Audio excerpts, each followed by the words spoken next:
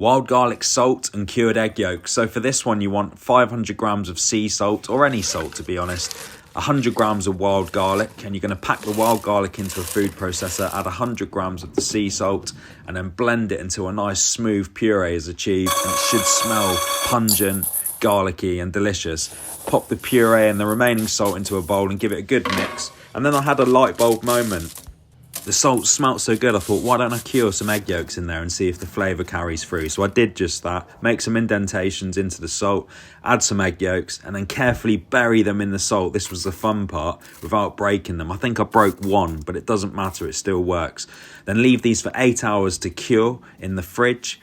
And then after 8 hours, this is what they look like. So they've really firmed up, but it's important now that you wash off the salt under cold water to get all that excess off. And then you're going to dehydrate these overnight. They take about 8 to 10 hours until they firm up. Just look at these.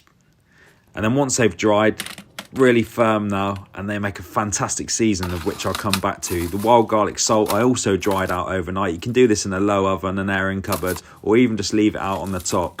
But that's it. Blend the sea salt until it's nice and powder-like and fine, and then you want to get that in a jar, and this will last for months, and it is delicious. I use it to season everything.